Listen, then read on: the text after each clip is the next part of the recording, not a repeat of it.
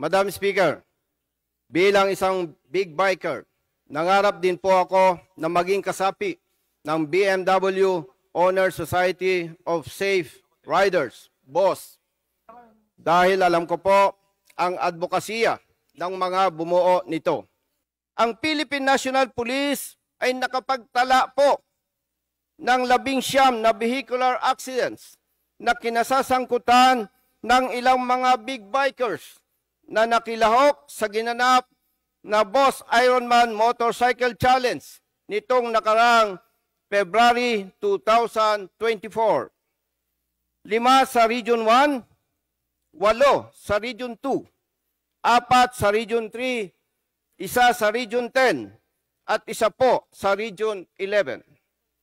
3 po sa mga biktima dito ang namatay. 1 sa San Juan, La Union, 1 sa Dagupan City, Pangasinan, at 1 sa Florida Blanca, Pampanga. Ang nabanggit na 19 na vehicular accidents po na kinasangkutan ng ilang mga big bikers na nakalahok sa BOSS Ironman Motorcycle Challenge ay naganap lamang nitong nakarang event. Hindi pa po kabilang dito ang mga kawaawang biktima at mga namatay sa mga nagdaang taon. Isa po sa mga nasabing biktima at namatay noong February 24, 2024, si Brother Dexter Soriano Diso. Siya po ay may asawa at 2 maliliit na anak. Ang kanyang pamilya ay nakatanggap ng bayad at areglo mula sa big biker na nakabangga sa kanya ng halagang 100,000 pesos. Madam Speaker, ako po ay anak mahirap at lumaki sa bahay kubo. Alam ko po kung gaano kahirap ang buhay mahirap, lalo na ang mawalan ng tatay o nanay. Ako po at aking mga kapatid ay nasanay kumain na kape ang sabaw sa kanin at inihaw na tuyong isda ang pangulam. Ilan lamang po yan sa mga patunay na totoong napakahirap para sa mahirap na pamilya ang mabuhay na walang ama na katulad ng dinanas ng aming pamilya. Hindi po nakapagtapos ng pag-aaral ang iba kong mga kapatid dahil sa kahirapan. Madam Speaker, nabanggit ko po ang aking personal na buhay para ipaalam sa inyong lahat at sa ating mga kasamang mamabatas na alam ko po ang pagdurusa at paghihirap na pwedeng danasin ng pamilya ni Brother Dexter at ng pamilya ng iba pang mga nadisgrasya at namatay dulot ng BOSS Ironman Motorcycle Challenge na taunang ginaganap sa ating bansa. Madam Speaker, sa bawat aksidente at disgrasya, naiwanang pamilya ang tunay at higit na biktima, lalo na ang mga batang nauulila. Hindi po sasapat ang halagang 100,000 pesos kapalit ng buhay at kinabukasan ng 2 maliliit na anak na naulila kay Brother Dexter. Walang katiyakan po na sila ay kakain pa ng 3 beses isang araw at wala ding katiyakan na makakapag-aral pa ang mga ito. Hindi po natin sinusukat ang kakayahan ng asawa niya, pero tunay po na napakahirap para sa isang ina na mawalan ng kaagapay na asawa. Madam Speaker, walang sino man ang may kakayang ibangon, itaguyod at kalingain ang mga pamilya na nagdudusa at lalong naghihirap resulta ng maagang pagkamatay ng kanilang tatay o nanay. Alalahanin din po natin, Madam Speaker, na walang batang nangangarap na maging masama at pabigat sa lipunan. Pero kung wala ang kanilang tatay o nanay na dapat kumalinga, magmahal at gumabay sa kanila, tunay na nalalagay po sa peligro ang kanilang buhay at kinabukasan. Isa po sa mga pangunahing tinutugunan ng ating pamahalaan ngayon ang iba't ibang infrastruktura, kabilang ang paggawa at pagsasaayos ng mga tulay at mga kalsada sa Luzon, Visayas at Mindanao. Ganun pa man, Madam Speaker, hindi pa rin ito sapat para maging ligtas ang pamayanan, partikular ang ibang mga motorista sa mga event na katulad ng taunang ginaganap ng BMW Owner Society of Safe Rider, BOSS, na Ironman Motorcycle Challenge. Maliliit po ang ating mga kalsada. Marami pa ring lubak sa iba't ibang mga lugar, dulot ng malalaking sasakyan, mga pagbaha at pag-ulan. Maraming maliliit na kurbada o sharp curves. Masisikip ang iba nating mga kalsada dahil sa malalaking bilang ng mga sasakyan at mga tao sa lansangan. Maraming madidilim na kalsada at walang mga ilaw. Mabagal at limitadong speed lamang ng mga sasakyan, lalo na sa mga maliliit na bayan at syudad. At marami pang iba, Madam Speaker. Madam Speaker, honorable colleagues, ang bawat tao anumang asosasyon ay may karapatan at kalayaan na maging masaya at ipakita ang kanilang galing at talento. Pero ang karapatan at kalayaang ito ay may hangganan o limitasyon kapag naapakan at nasisira ang karapatan at kalayaan ng iba. Hiniling po natin ang suporta at pakikisa ng mga kapwa natin mambabatas at ng mga bumubuo ng BOSS Ironman Motorcycle Challenge para sama-sama nating tugunan ang problema po na aking ipinahayag. Unang tanong po, itong event, is this conducted in private or public roads? Sinasagawa po ito sa pampublikong sasakyan, Luzon, pampublikong kalsada, Luzon, Visayas at Mindanao. So ibig po sabihin nito na may kasamang ibang motorista on the road habang ginagawa itong event. And may mga pedestrians rin. Yes po, Madam Speaker. At ito po ay walang pinipiling oras. Ito po ba ay ang unang Ironman or marami na pong event na nangyaring ganito? Base po sa ating research, ito po ay may 3 dekada na itong BOSS Ironman Challenge. Madam Speaker, so sa 3 dekada po ito, is this the first time po na nagkaroon ng casualty?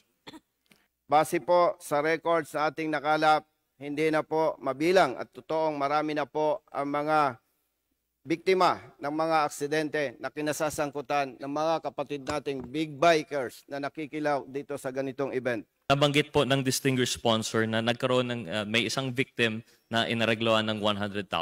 And I'm sure this is not the first and last instance of this. Yes, Madam Speaker. Madam Speaker, would the distinguished gentleman have an opinion kung sapat na po kaya ang 100,000 sa ganitong disgrasya? Nakakalungkot pong sabihin na ibang mga kababayan tayo, mga kapatid natin, partikular ang ibang mayayaman, hindi naman po lahat, masyadong maliit ang pagtingin sa ating kapwa na parang ang tingin po nila sa halagang 100,000 pesos lamang ay sapat na para panagutan ang kanilang pagkukulang o pagkakamali sa mga ganitong event. Madam Speaker. Madam Speaker, I share in the sentiments of the distinguished sponsor. This particular event showcases the need for regulation. It appears that no amount of rules, kahit gaano katagal na po ito, palaging nagbabago ng kanilang rules, hindi po maiwasan yung mga aksidenteng ganito. It begs the question, where does the responsibility of the individual participant stop and the responsibility of the group as a whole begin? With that, Madam Speaker, I believe self-regulation is no longer enough, and I support the distinguished sponsor's call for an inquiry into the matter. Yun lamang po. Maraming salamat, distinguished sponsor, Madam Speaker. I'd like to ask Congressman Busita if you can answer some questions. Yes, Madam Speaker.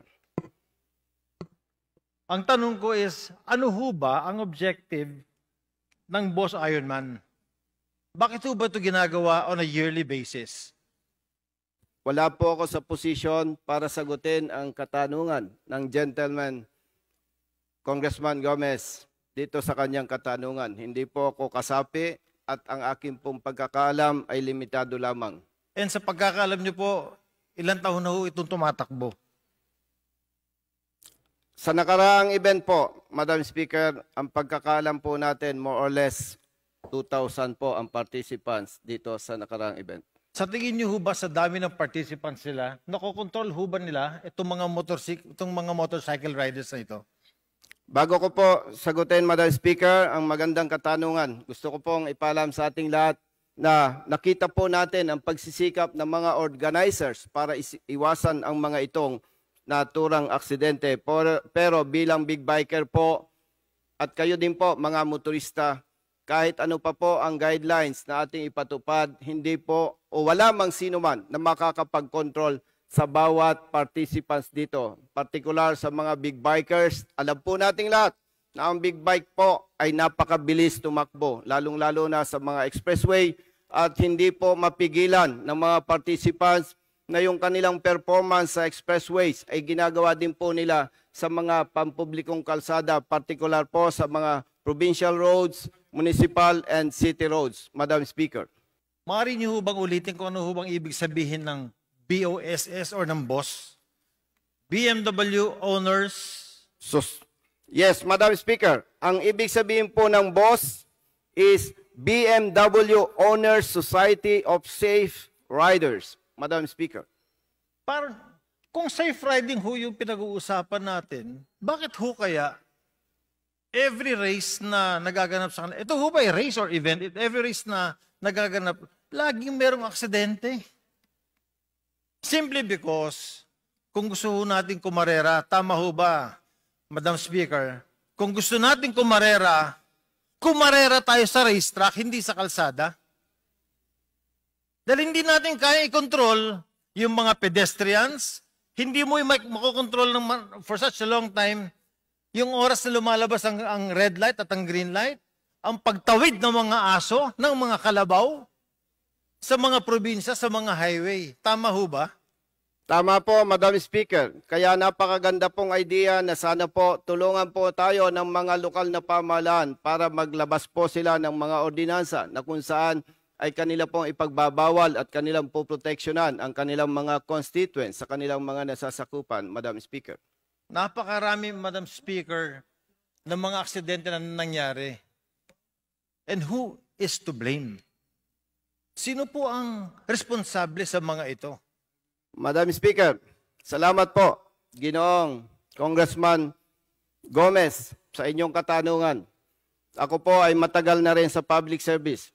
At ang inyo pong katanungan, sino ang dapat sisihin? Yes, nandito na po ito. At ako po'y naniniwala dahil alam na po ito ng Kongreso, ng House of Representatives. Kung ito po ay patuloy nating papayagan, palagay ko naman po wala nang ibang dapat sisihin, kundi tayo, mga nananungkulan na may kapangyarihan para pigilan at proteksyonan ang ating mga kababayan. I speak this way, Madam Speaker, because I myself am a bike rider. I'm a big bike rider. I used to race motocross. I race in the racetracks. I understand safety very well with regards to motorcycle. And I feel sad na ang daming ganito nangyayari sa kalsada natin because of this kind of events. Madam Speaker, ang tanong ko lang ho kayo ho ba ay tatawag na investigasyon dahil sa pangyayaring ito? Maraming salamat po, Ginoong Congressman Gomez. Yes po, tayo po ay hihingi ng tulong sa Kongreso sa pamamagitan po ng mga concerned committee para po ito'y matalakay at sama-sama nating mabigyan po ng kaukulang atensyon. At iimbitahan din po natin ang mga kasapi, organizers ng BMW Owners Society of Safe Riders. Madam Speaker. Pag natuloy po ang inyong investigasyon, asahan niyo po na sasamahan ko kayo. And lastly, Madam Speaker, I would like to say na kung gusto natin kumarera, huwag tayo sa kalsada kumarera tayo sa racetrack. Maraming salamat, Congressman Busita. Maraming salamat, Madam Speaker. Honorable Congressman Gomez, sir. And to my partner, Honorable Congressman Rose Gutierrez and Madam Speaker, at sa ating lahat na mga kasama, salamat po sa oras na pinagkaloob po ninyo sa amin. God bless us all.